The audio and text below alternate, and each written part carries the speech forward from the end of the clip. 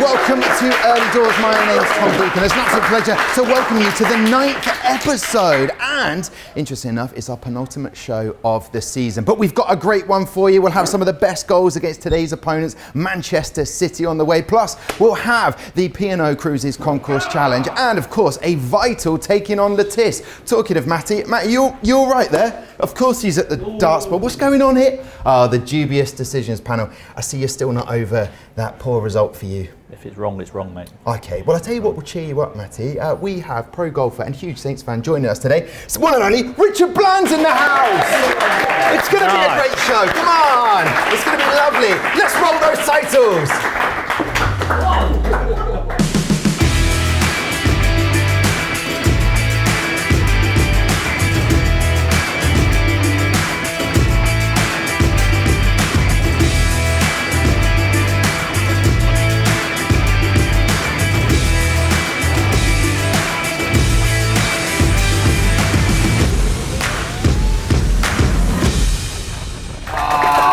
Wait for this, Matt. The penultimate show of the season. It's gone so quick, hasn't it? Hasn't it just? Oh, it's expert stuff. Back at the Dell, loving this. And how excited are you to have Richard Bland, your bestie, on the show? It's lovely, actually. You know, obviously, golf is my second passion, and him being a rather good professional golfer is obviously quite handy to have as a good mate. Yeah, and I love the fact we've left him over there. He'll be on the show very shortly. While we are in the Dell, something that's coming up which is amazing is the Mental Health Awareness Week, which starts on the 17th. And if you get here at 9 a.m, there'll be a free coffee and a chat, which is so important as well. It's so good to talk, isn't it, Matt? Always is, mate, always is. And you're very good at it. Yeah. Never stop, never stop. So if that's something that you can get on board with and use, then make sure you come along for that. Right, let's kickstart the show, Matt, with the goal mine, looking back at some of our best goals against Manchester City. Would you like to introduce this? Yeah, why not? Okay. Here it is. Oh, he's nailed it.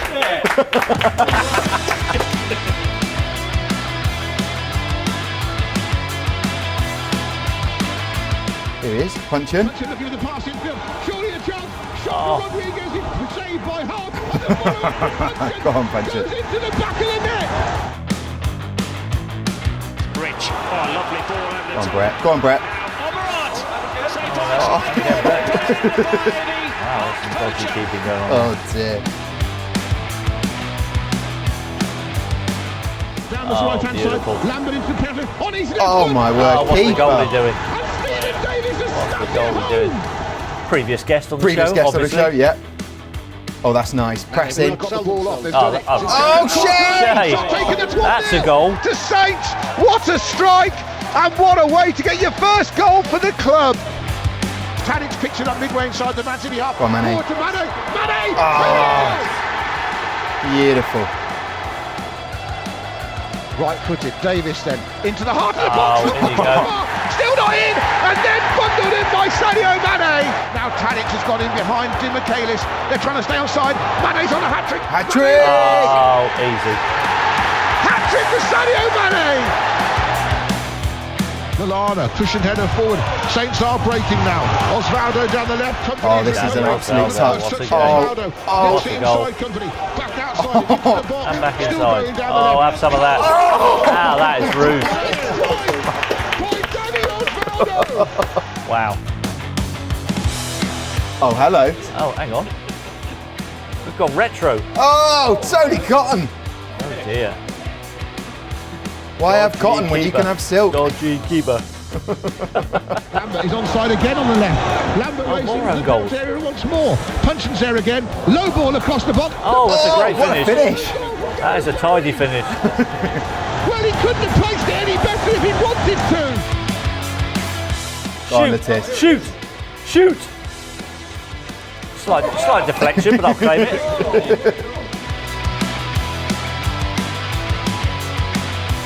What's he doing? I'll tell you what. Very bad Man City defending. Wowzers.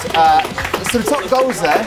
Some very memorable goals. Wasn't there? Poor defending, poor keeping. Wow. Yeah. I mean, there was some shocking goalkeeping going on in that. And own goals galore. Yeah. What took me through that last strike? 1995. Oh, yeah, that was a corner I used to do quite often actually. Just play it short, play it back to me, and I'm shooting. And if anyone gets in the way, so be it. And the deflection took it into the roof of the net. Yeah. Well, it was on target. It was going in. My goal. Yeah, absolutely.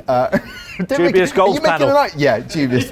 Don't talk about them. Let it go. However, Danny Osvaldo, what a finish that was. That was the pick of the goals, I think, for me, and their absolutely superb goal. Yeah. Obviously, one of the few things he did decent while he was here. Yeah. Can I say that? Yeah, you can. I'm just enjoying that, as everyone else is as well. But it's a stunning goal, and then what a finish from Gareth Barry as well. I forgot which team he was playing for. I mean, that was so tidy. You know, it was just a little stroke into the corner of the net, past his own goalkeeper. Yeah, brilliant. I think he lost his bearings. I think. Yeah, and we can't not mention it. The Sadio Mane hat trick. Oh, yeah. What a player he was! It's just a smile immediately on my face. I mean, we had Sadio Mane. I know. I mean, that team that he was in back under Ronald Koeman was probably one of my favourite Saints teams of all time. Okay, Matt, we're hoping for more goals like that against today's opponents. Would be nice. Talking of opponents, it's time for taking on Lettice, okay? Yeah, thank you, Rocket. It is one of my favourite bits of the show as well. And let me tell you a little story. 4-1 up you were, Matt, going into this. And then the fans have come back, wave after wave. There has been some dubious moments, which we highlighted with you throwing darts at the panel at the start of the show. But how does it feel to be neck and neck? It's 4-4 at the moment. Yeah, I've been a little bit disappointed in my efforts over the last few shows, to be honest, and hopefully back on track today. Okay. I need to lift my game. You're right. I need to lift my game. Okay, so the time will start. You'll have 30 seconds. To start the time, we will need Rocket to come in and bring us the whistle. Thank you very much, Rocket. Top stuff, mate. Do you think he can do it? Yeah, he's got it. Okay, here we go then. All right, Matt, when I start the time, you'll have 30 seconds to give me as many correct answers as you possibly can. And he's only just a little bit sweating now, so we're okay to get into this. Your question on taking on Lettice is, name clubs in the top 4 divisions that have the word city in their name. Oh my word. Your time starts. Manchester City, Leicester City, Salford City. Oh no, don't do that. Don't do that to me again. Oh my goodness. How many more cities is there? It's got to be that Bristol City. Cardiff City.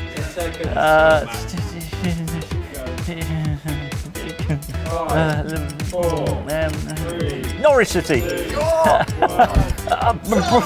not bad. No. It's not bad. It's not bad. I had a blank again. I know. I'm worried. Yeah. I'm worried.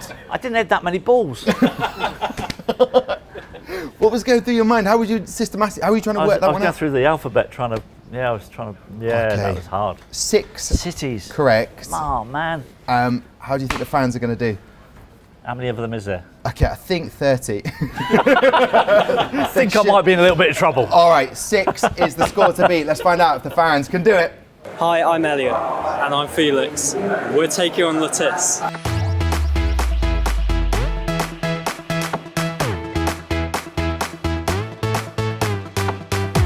Birmingham City. Correct. Bristol City. Correct. Leicester City. Correct. Coventry City. Correct. Manchester City. Correct. Norwich City. Correct. It's getting tricky. Should be more, shouldn't there? Like 5 seconds left, lads. Keep going. Oh no. There's a lot of towns, I know. Yeah, I'm getting to towns. Absolutely. How have I got away with that? That's incredible stuff there, Matt. That is unbelievable. That means we're all tied going into the last one of the season. Anyone will think we've fixed that. We haven't though. Bradford City, Bristol City, Cardiff City, Exeter City, Lincoln City. Oh my God. Salford City, Swansea City, so many. But hey, you were so relieved with that. I'll take the draw. Thanks, lads. Matt, well, as you have perfectly said, that goes down to the wire then. The last early doors of the season. We'll find out. We'll maybe have a champion. Could be another draw. You never know. You never know. All right, here we go then. Okay, it's time to head over now to Staplewood, where Kenzie Benali is back with another quick-fire crossbar. This time, the Singers Academy stars are taking on our official holiday partner, P&O Cruises. Hello, welcome to a gloriously sunny Staplewood, where today P&O Cruises are taking on our under-9s and under-10s in another crossbar challenge.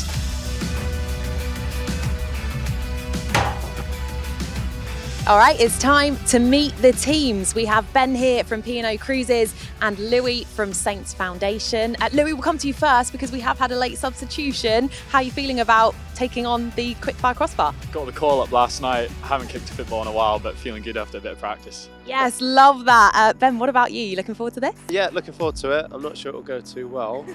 Probably up against some stiff competition, but we'll give it our best shot. Definitely are. Are you a little bit nervous about taking on our under-9s and 10s? Yeah, absolutely. I don't want to go home beaten, so. Oh, fighting talk. We love that. Guys, you've got 1 minute on the clock. Good luck. P&O Cruises, you have 60 seconds on my whistle.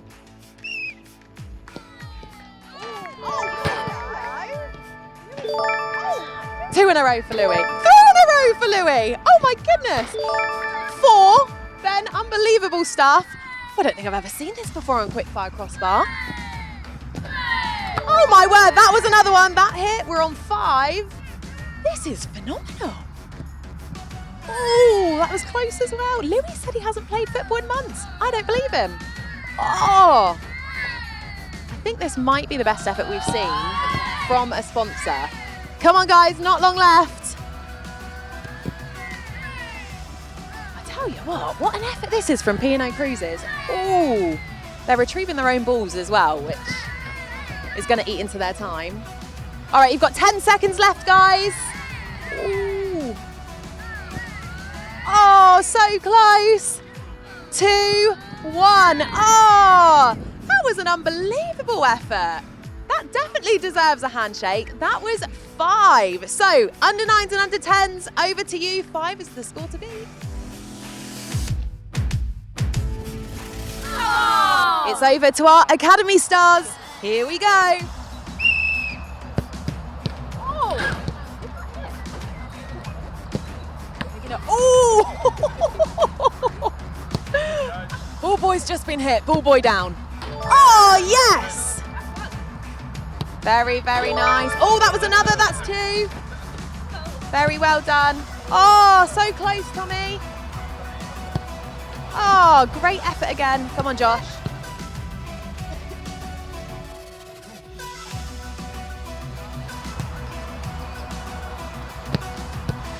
Oh, so close. Come on, Raphael. Great effort, guys. Keep it going. Oh, yes, Donatello.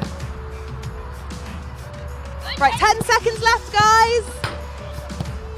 Oh, yes. 3, 2, 1. Oh, what an effort that was by our under-9s and under-10s.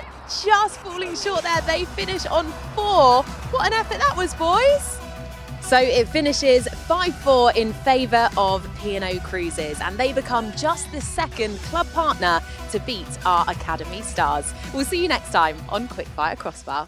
Oh, so close.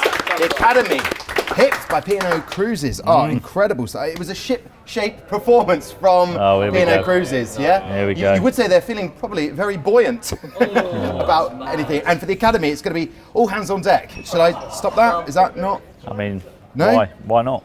Okay, let's say bon voyage to that segment then, Matt, as we move on. It's time to visit the vault. It's coming at you thick and fast on today's early doors. And there were so many possible brilliant games to look at. Maybe the one from 1999 with the 2016, 2013 under Maurizio Pochettino, that Gareth Bale old goal. We had the hat trick from Sadio Mane. But one that we haven't spoken about is the game 1999, Matt. Back at the Dell. Do you remember this one, second round of the League Cup? League Cup game? Yeah. A replay after a 0-0 at Man City. This one definitely wasn't 0-0. Definitely. We're going to take you right back to this game. It's the Vault against Man City in 1999. Let's have a little look. Love the Vault. Doing brilliantly there to feed Kennedy down the left again for City. He's got Gota and Dickoff in the box and delivers the cross. Dickoff! Great goal! Paul Dickoff for Manchester City. 11 minutes gone. The First Division team in front. Oakley with a clever ball. Hughes tried the acrobatic kick, and it almost came and did to Salford, who goes down, and the referee points to the penalty spot. And Southampton are level. 16 minutes gone. Now Dean Richards through the Salford, danger here. BT onside. Well, the second attempt, Manchester City get it away, but Southampton should be in front. And could be yet. And it is. No! How did that stay out? All the fans were up applauding. I honestly thought the ball must have crossed the line, but it didn't. Somehow or other, Manchester City survived. Lundekvam's free kick. Looks for Hughes, edge of the box. Half cleared, and Oakley shoots and scores. Well, Oakley's hit a few, Alan, already with his right foot. This time, the left one. And Ali's cross is flat and dangerous, but Jobson gets it away. Oakley again lines up the shot. He's having a night and a half.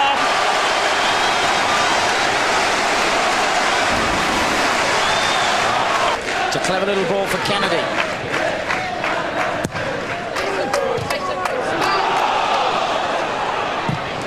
Oh, it was a good strike, and it comes to Gota, and he fires it in, and City are back in the match.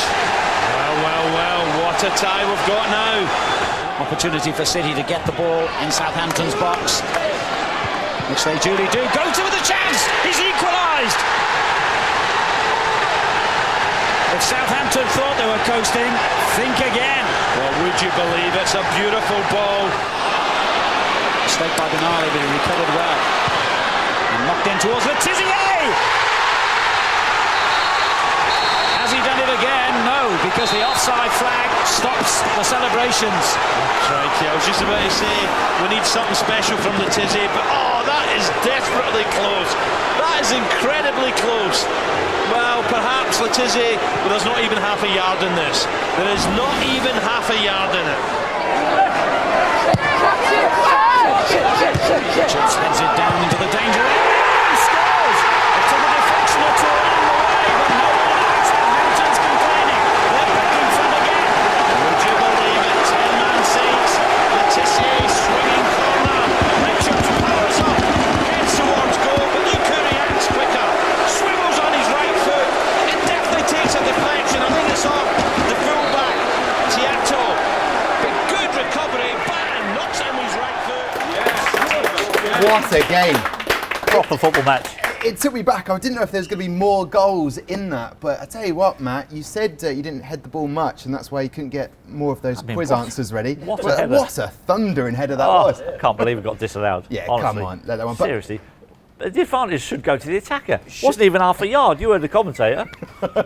Let's talk about that game. A real thriller. 4-3 in the end. It was. What a game. Dodzy, when he got the opportunity to take a penalty, he could bury them. He was decent at penalties, Dodgy. Yeah, he was all right. He didn't get to take too many, though. Obviously not. No. Clearly, the only reason he got that one was because I was on the bench in the first place. Yeah.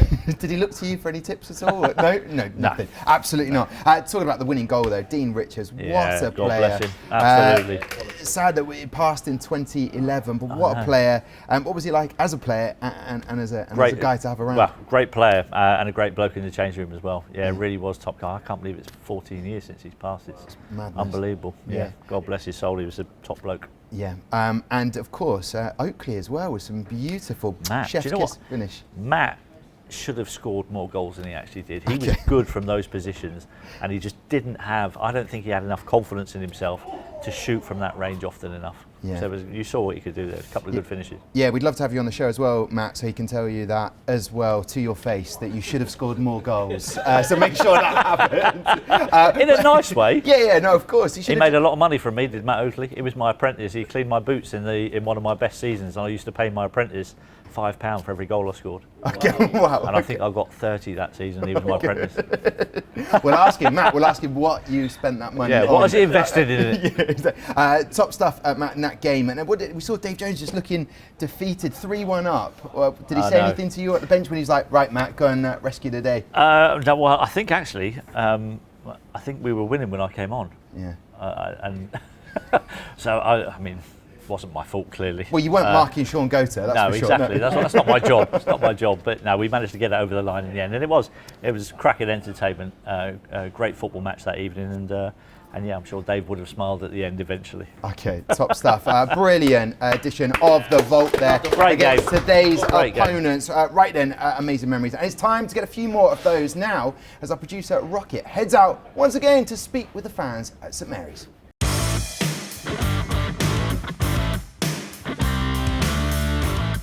Earliest memory is probably the Theo Walcott's debut, which was against Wolves, I think. We drew 0-0. But you could tell, like, he came on as a sub his first 20 minutes. Yeah. You could tell, like, he was going to be some player. Yeah. West Brom last season when we at playoffs before we went to Leeds. Yeah. What was so good about that then? The atmosphere, everyone was just so happy. Were they? Yeah. Shane Long's goal. Fees Shane Long, his first touch is good. He shoots. He puts Southampton to Wembley. Shane Long's goal, greatest moment. Liverpool, yeah. Really? It's a great goal. Recent times, yeah. I've got to go first home game, Birmingham 2002. Yeah? Yeah. Why was that special then? Just the first game. Yeah. First game as a 7-year-old in the stadium. Oh my goodness. Amazing. You never forget your first game, do you? Never forget the first game. What was your first game? Arsenal. Was it? At the Dell. No way. Yeah, Bob Wilson in goal. Dad took me to the Dell, but I don't remember. I want to say it was Leeds, Southampton Leeds at the Dell in the 90s. But in the 90s? Yeah. And you've been coming ever since? I've been suffering a long time, yeah. Oh, bless you. 55 years ago. 55 years ago. My old man used to be the only policeman on duty at the Dell. Right. And he used to drop me off at 12 o'clock, sat on the wall on the West Stand, and his job was the whole game was to walk around the pitch. And he used to leave me there, and I haven't missed. Well, I've got stopped supporting them now since 5 years old. Really? That's unbelievable. Mine was Southampton versus Southampton. It was, I think it was the youth team versus the main team. Really? Yeah. Who won? I think it was the main team. I hope so. Yeah, I think so. When was Dad's first game? 1985. 1985. Bobby Stokes' goal. Carry on. Oh, look at this. Bobby Stokes. Hit well. Oh, it's there. Stokes has put Southampton in the lead. Bobby Stokes. Jim McCallion put him through. Mickey Shannon. Yeah, Mickey Shannon. The cop that went to bed. Oh, yeah. Apparently with Peter Osgood. Yeah. Good memories. Happy days. Oh, I love that. Thank you so much, Rocket. That is a brilliant feature to the show. Getting to hear from the fans what their memories are. First game, what was yours, Matt?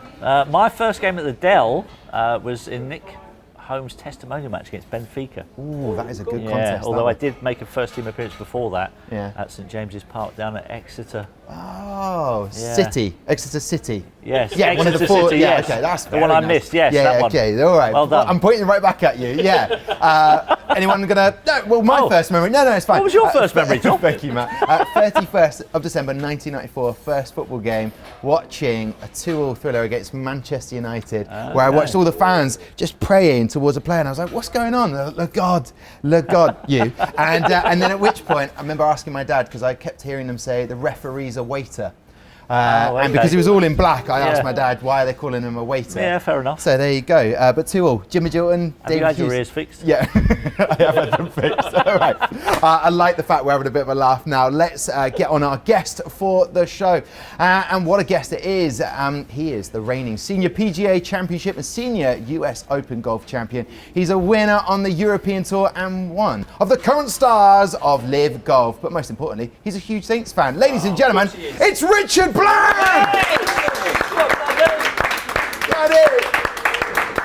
Richard, lovely to see you. Come and take a seat. How are you, matey? Right, mate. Thanks very much for coming on. No worries. Two besties together. This is perfect. Blandy. Can I call you Blandy? You can indeed. Okay. Been called worse. It's great to have you on the show finally. I know Thanks that we've for having me. managed to get the schedules together. But listen, what have you been up to this year? Yeah, I've just got back from Korea a couple of days ago, so I'm a little jet lagged. So if he falls asleep, it's because you're boring him. Yeah, I'm not 100% certain what time of day it is right now, but yeah, I just had a busy couple of weeks playing in Mexico, then Korea, and then home. So I'm home for about another 3 or 4 days, and I'm off to America for 2 weeks for the PGA Championships, and then to defend the Senior PGA. So wow, not busy then. What you're saying, no, Andy? Not busy at all. A lot of air miles, but no, exciting couple of weeks coming up. So yeah, hopefully the game holds up. Yeah, before we get into your credentials, your CV, are you still enjoying the golf? I am, yeah. I love competing.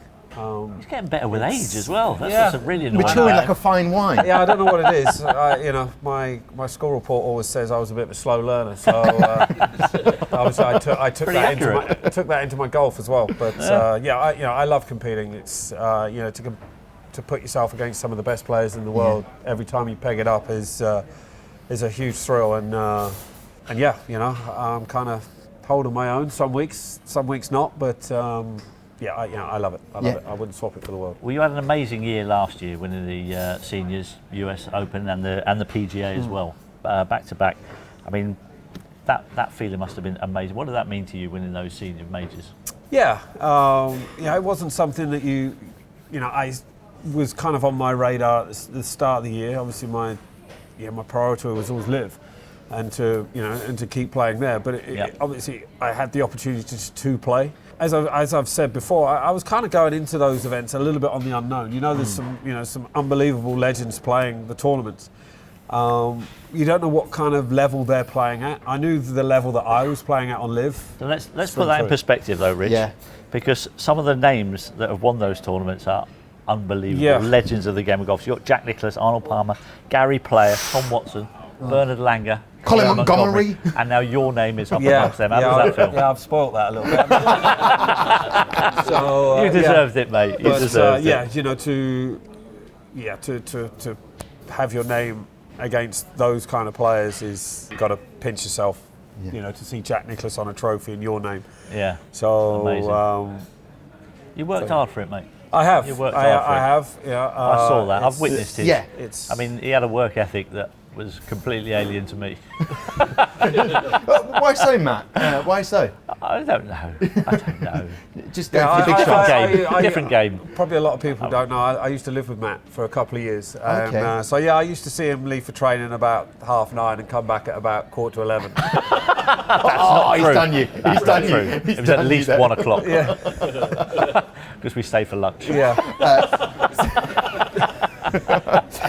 Now, the man sitting next to you, Richard, Matthew Le Tissier, famously caddied for you the European Tour. You didn't win that one, but it's not until you got rid of him that you actually won. So is there a coincidence with that? Very much so, yeah. No.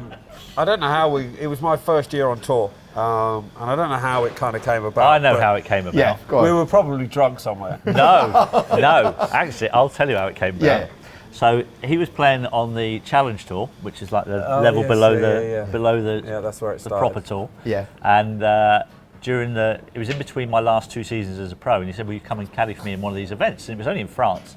So I went down and caddied for him, but I had to leave early on the Sunday afternoon to get back for pre-season training on the Monday morning. Got you. So when I left him on the 10th tee on the last day on Sunday, he was in contention. Right? I left, I fly home, I check the scores. Yeah. He's completely dropped off the leaderboard. Wow. And he's lost it completely. I'm thinking, I must have been good.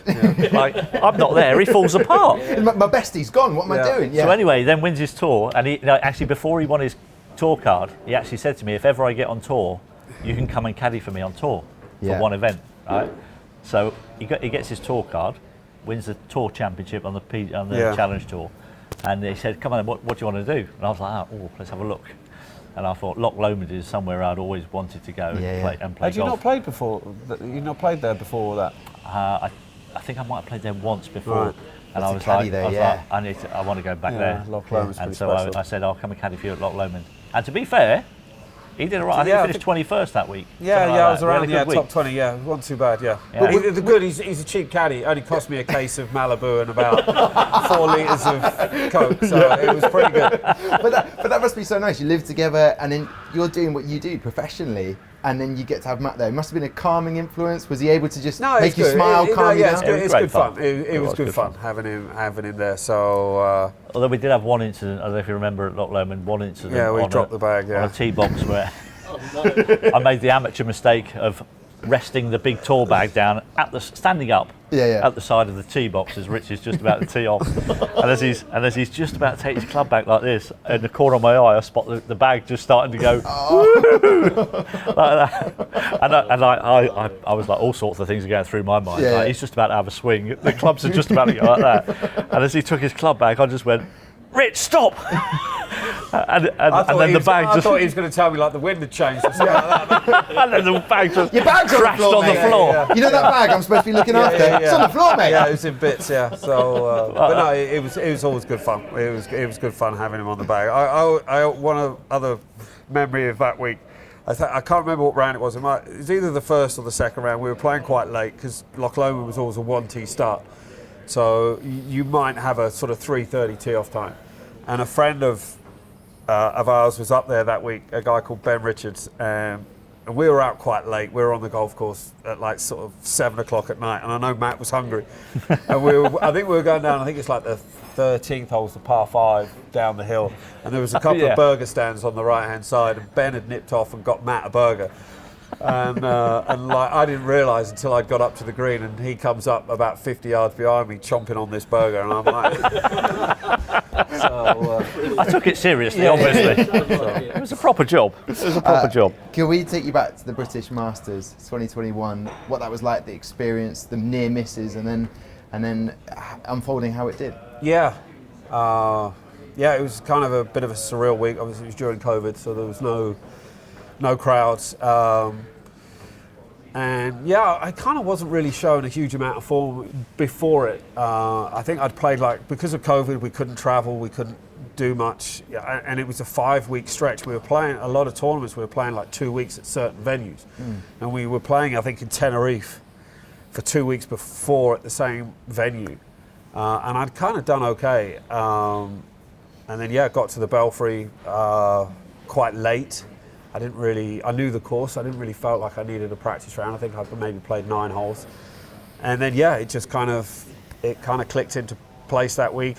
Tee to green is probably still one of the best tee to green performances I had in my whole career. I literally hardly missed a shot. Even if I'd have probably putted like Matt that week, I would have probably won by 10. Zing! But to birdie the last hole, which I then thought was probably to win. If people saw my sort of emotion and my reaction, I thought that was because I was leading by 1 at the time, and the weather wasn't that great. It was quite cold. I think it was a bit of drizzle, and so I had a 2-shot lead, and I thought, I think I've finally done it. And then literally by the time I'd signed the scorecard, come back out, it literally cleared up. It was bright blue sky. The temperature had gone up about 10 degrees, and I'm there going like, this just ain't never going to happen. And a guy's made a couple of birdies, and Guido made a unbelievable up and down at the last to get in the playoff. So, but there was just something about that playoff that I ain't losing this one. This is it. I'm not letting this one go. I think for me, one of the most amazing bits of television I've ever seen, and I'm not a man who cries easily, but when you came off that green to be greeted by Tim Barter, who's been your coach for 400 years. Yeah, 401 I think. 401.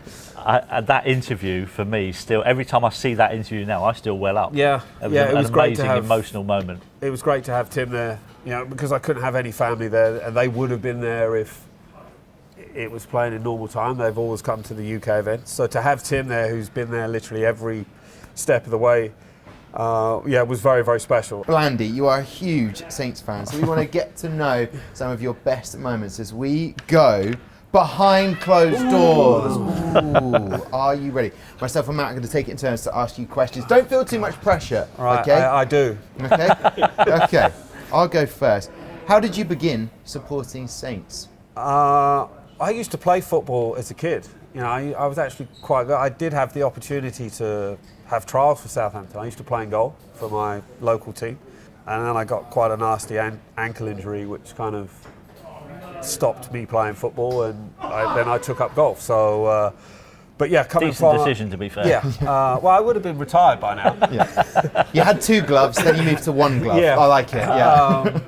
But I'd lived in Southampton all my life, even though I'm from the kind of Midlands by birth, but I consider myself Southampton. So yeah, they were my team. And your first memories of watching the Saints games? Can you my recall dad that used far to, back? Yeah, my dad used to bring me to the old Dell. I remember like Peter Shilton in goal. I think I saw Kevin Keegan and Mick Shannon play a little bit. Wow. I used to love the old Dell. It was a great Special place. And now we're in the new Dell. Oh, we are. Yes. It's bigger actually than the old Dell. Yeah. What's nice, it's not all standing as well, which is nice. Richard, I've got to ask this question. How did you and Matt actually become friends? Was it he was asking for golf advice? No. I always remember where I'd sort of seen Matt at Stoneham Golf Club a few times. I was working there at the time, in the shop for Ian Young, who was the professional there at the time. And I remember it as clear as day that I think I'd worked in the morning and I was just going to practice in the afternoon, and Matt came in with Klaus. Yeah. And they were going out to play, and Matt just said, anyone want to come for a game? And I went like, yeah, okay, I got nothing to do, I'll come out. And I remember I shot 9 under that day, 63. Easy game. I fleeced him for a few quid, which was nice. Yeah. And then I think there was a bar opening in town somewhere. Never. And you invited me to go. I think it was like a couple of days later, and it kind of went from there. Oh, organically. Awesome. It was very organic. It was always through golf that was our kind of. Yeah. Everyone remembers the first and then time through they met jumping Matt. jacks. Yeah. And then through jumping jacks. What a club! What a club! Yeah. I think we kept that place afloat. I think we did a little bit. Best Saints game you've ever seen? One stick out. Saints any game more I've than ever seen. Any others? And then the next question is favourite Saints goal. Just while you're in that area. Best Saints game I've ever seen. Yeah, it's always nice if we beat kind of like teams that I know lads that support. If we ever kind of beat Liverpool, or there's a huge kind of Liverpool following out on tour. So or if you beat Man United, so, those kind of things to kind of stick it to them. Yeah. They've stuck it to me enough over the past kind of 20 years. So yes, it's always nice to get one back on them. But no, I think the most favourite goal I've ever seen at the Dell would have to be as much as I don't want to give him credit, it would probably be his last goal at the Dell. I think that was, you talk about things that are just kind of written, but to see that. No, we don't. No, I don't think we actually. I think we've deleted it actually, but you can find it yourselves. It's a stunning goal. No, but I think that was just that's how Southampton needed to end at the Dell, and Matt never really scored a tap in, did he? So it was always a Amen to that. Early on. Amen to that. Now I know you mentioned earlier about you were a goalkeeper in your early days. If you had been a professional footballer and it wasn't a goalkeeper, could you have played out on pitch anywhere? No. Okay, that's that. Were you rubbish? I'm completely left-footed. Okay. It's like my. But right-handed.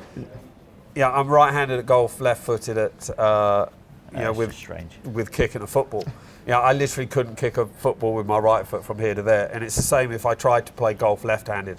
I can play to a pretty good standard right-handed, and I wouldn't break probably 200 left-handed. I literally can't hit it. I would have half the shots I'd miss it.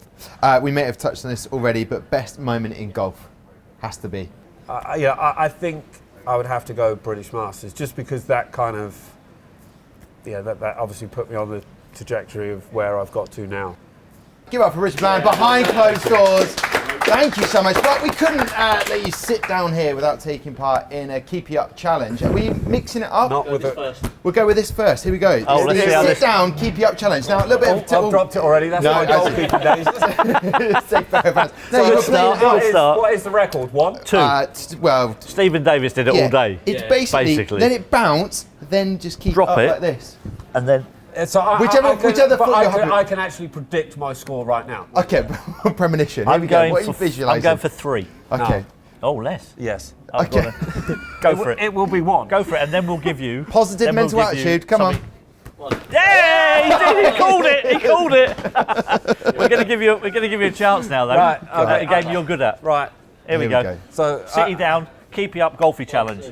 3, 5, 6, 7, 8, 9, 10, seconds. 11, 12, 13, 14. Oh, 14. Oh, it's got... I thought we were going to be the Stephen Davis of golf there for a second. Well, we'll take that though. Richard Bland, now you're going to stick around for the P&O Cruisers Concourse Challenge? Yeah. I will. If you didn't know, you are definitely sticking around for that. And while we get set up for that, let's take a look at this week's edition of the incredible Academy Goals. Oh, yes, lovely.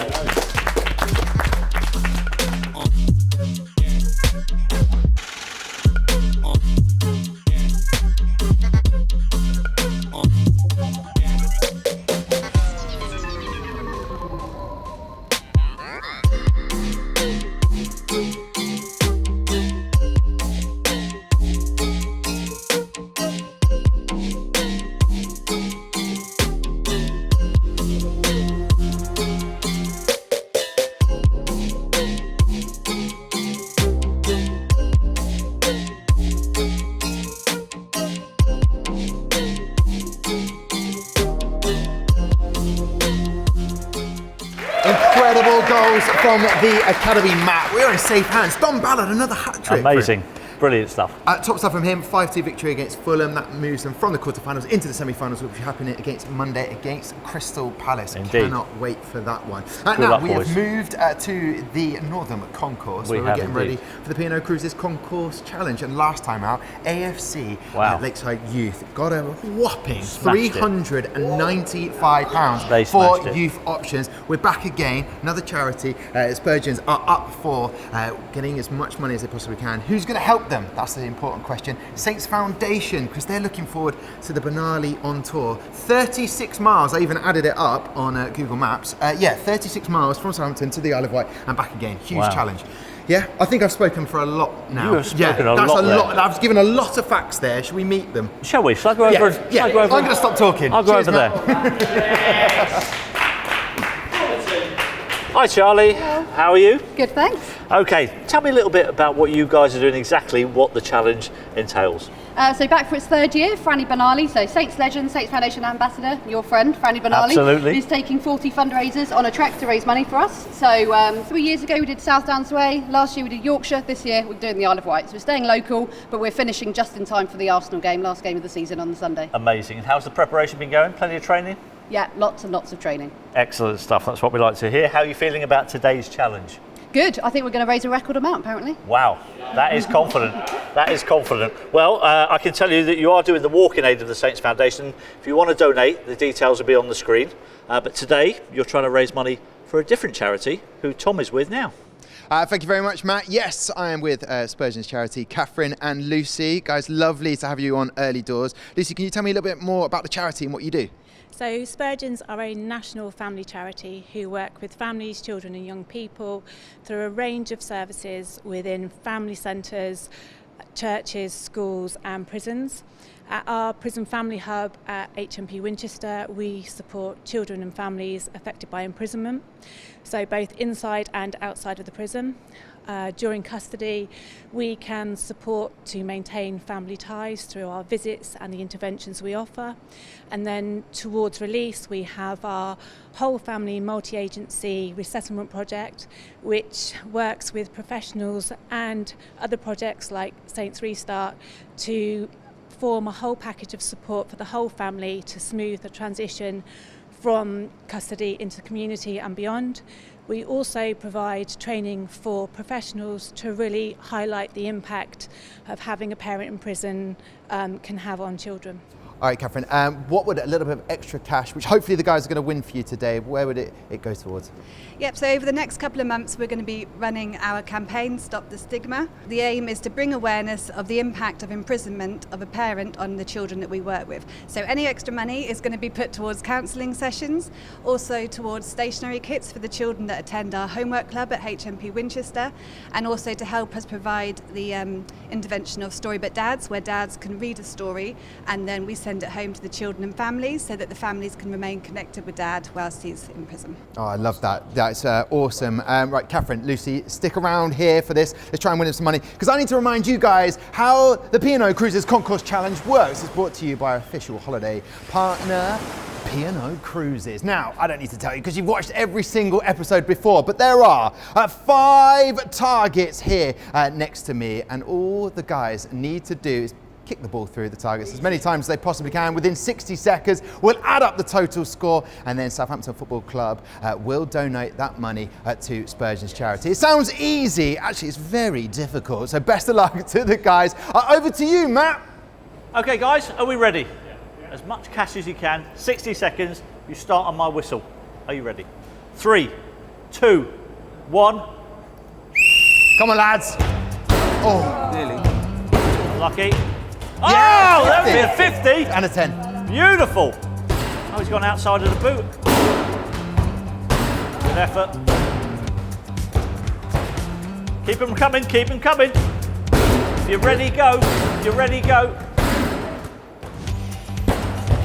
Yes! 25. Oh, nearly. Oh. 22 yes, to 25. Sorry, mate. Plenty of time left. 25. Plenty of time. 20 seconds still. Grab a ball. Grab a ball. Yes, there's a 25. There's a 10. Keep it going. 10 seconds to go. Get yourself a ball. Yes, 10, another 10 and a 25. 5, 4, 3, 2, 1. Yeah. Look at that. Blandy.